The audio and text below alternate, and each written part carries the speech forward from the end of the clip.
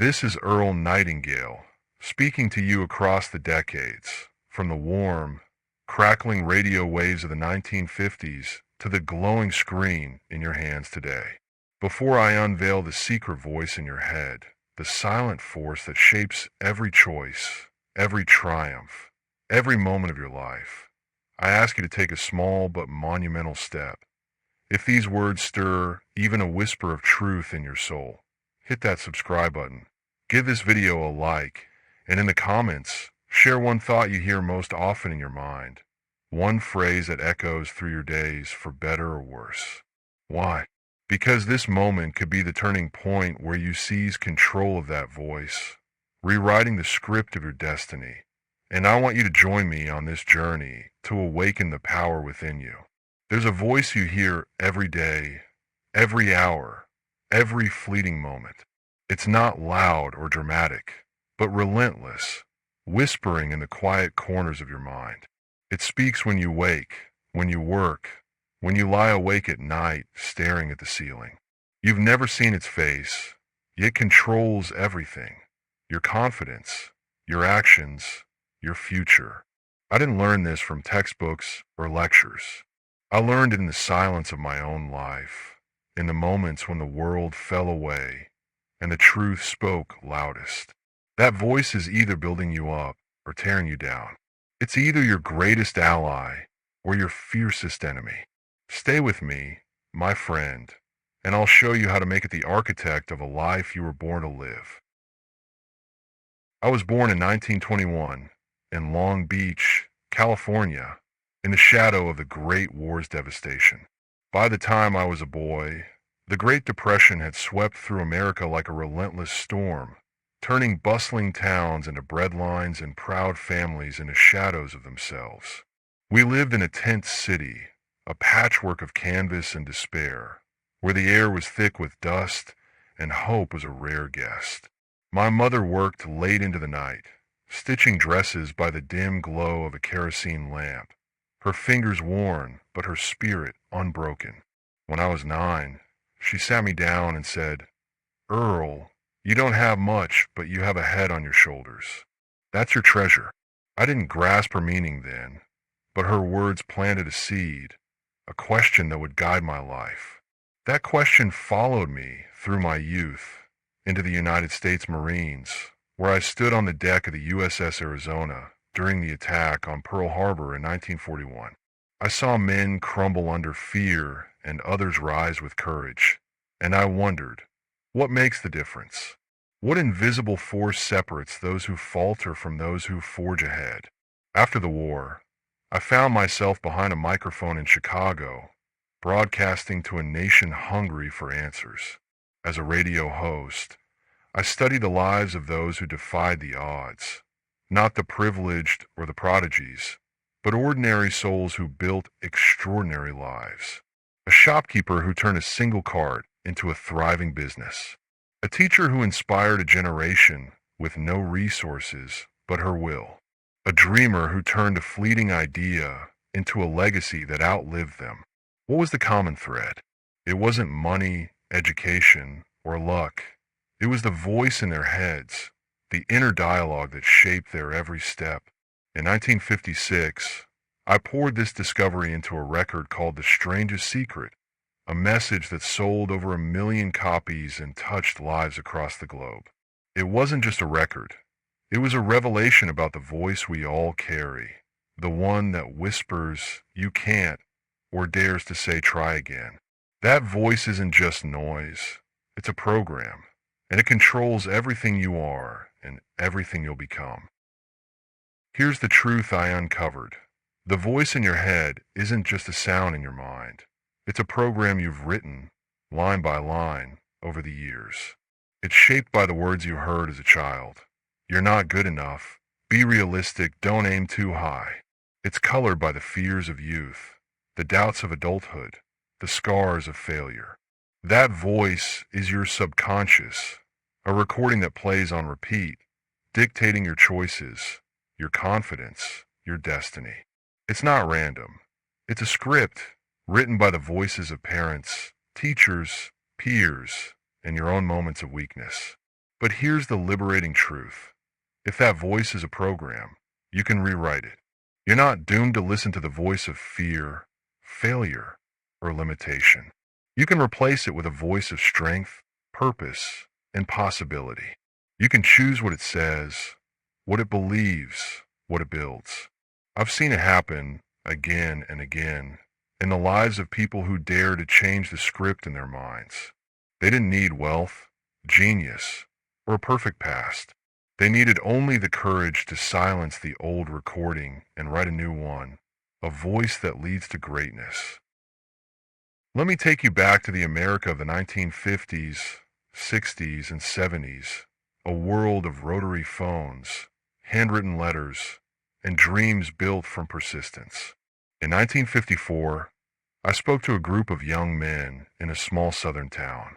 One, named Thomas, approached me afterward, his eyes heavy with doubt. "All I hear in my head," he said, "is my father's voice telling me I'm worthless."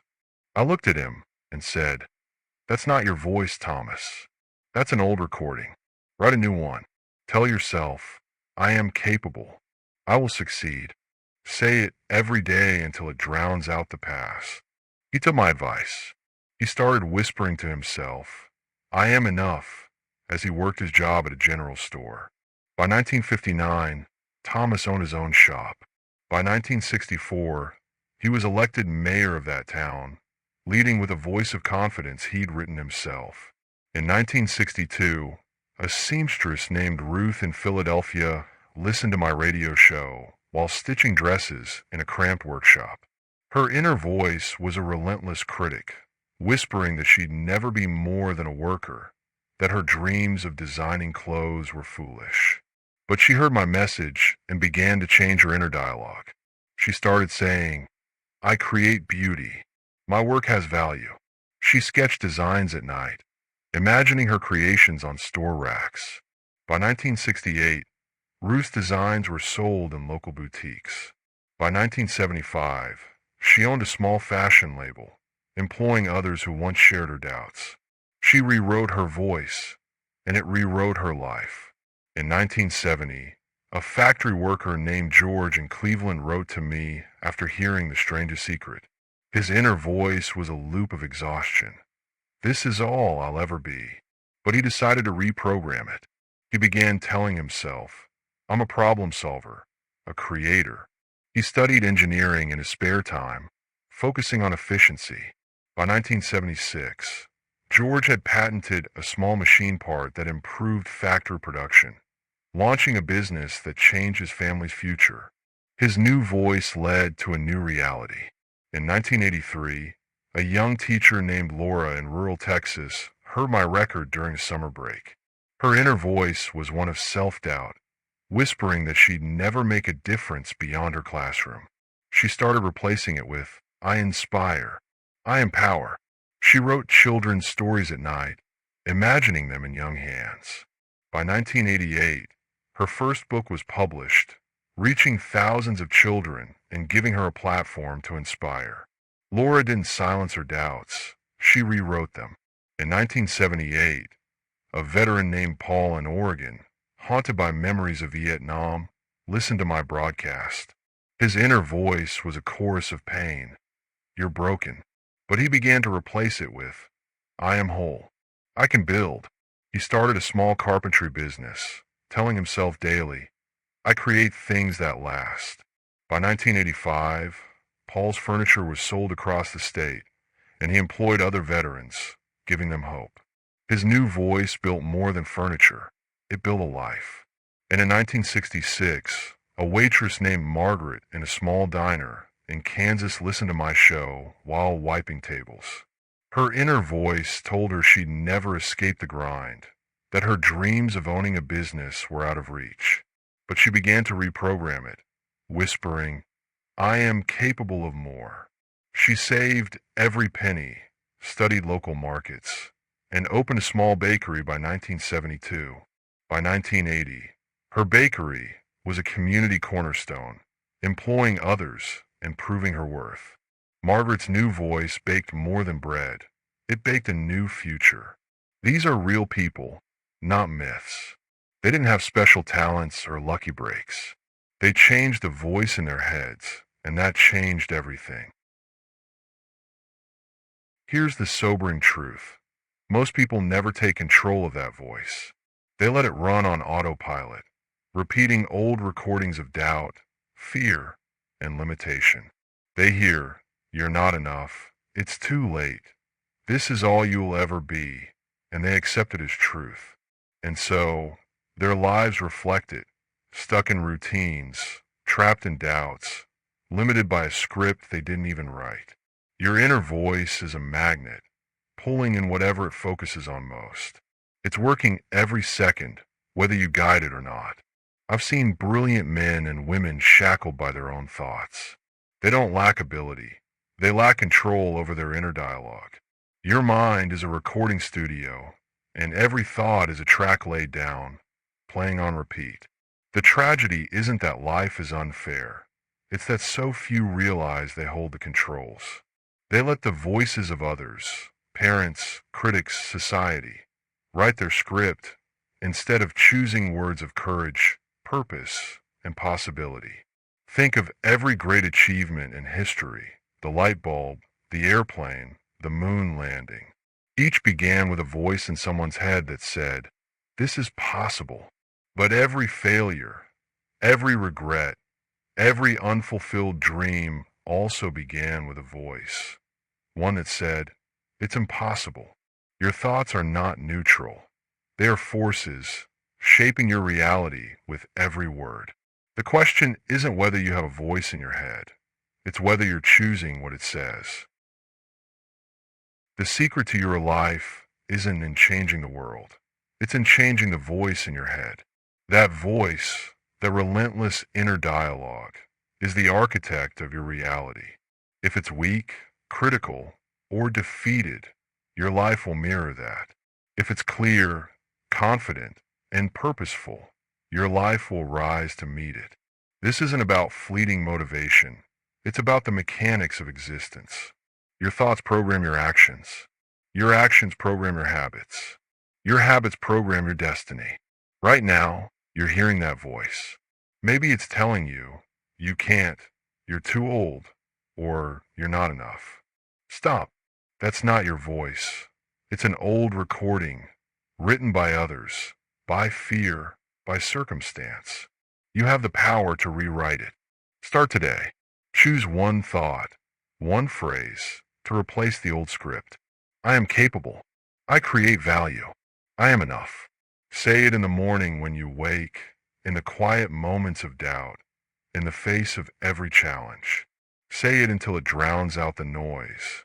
Say it until it becomes you. This is your challenge. Listen to the voice in your head, and if it's holding you back, reprogram it. Write a new script. Speak it daily. Live it fully. Pin that phrase to your mirror. Carry it in your pocket. Let it be your anthem. I've seen thousands do it. Seamstresses turn designers. Workers turn inventors. Waitresses turned entrepreneurs. They didn't need permission or perfection. They needed a new voice, and so do you. Don't wait for the world to change. Change the voice, and the world will follow. Tomorrow, when you wake, that voice will be there, whispering as it always does. But now you know its power. You know it's not just noise. It's the program running your life. When it says, "I can't," pause. Say, "That's not my voice. That's an old recording." Then speak your new truth. I am capable. I am worthy. I create my future. That's the voice of strength. That's the voice of purpose. That's the voice that will lead you to the life you were born to live. You don't need anyone's approval to change that voice. You don't need a degree, a fortune, or a perfect moment. You need only the courage to choose what you tell yourself every day. Your inner voice is the most powerful tool you'll ever have. No hardship, no failure, no skeptic can take it from you. It's yours to shape, yours to command. Rewrite it with purpose. Rewrite it with power. Rewrite it now. Your life is waiting to reflect the voice you choose. This truth is a gift, but it's also a responsibility. It's a call to take ownership of your mind, to silence the old recordings, to write a new script that lifts you higher. You are not bound by the voices of the past. You are freed by the voice you choose today. Every thought you nurture, every word you repeat, every moment you claim is a step toward your destiny. You're the author of that voice. Write it boldly. Speak it clearly. Live it fully. This is Earl Nightingale, signing off, but not before I leave you with a mission that could change everything. If this truth about the voice in your head has awakened something in you, a spark of possibility, a vision of a new future, don't let it fade into the noise of the world. Share this video with one person trapped in the silence of doubt, someone ready to rewrite their inner script. Hit the like button to spread this truth to others searching for it.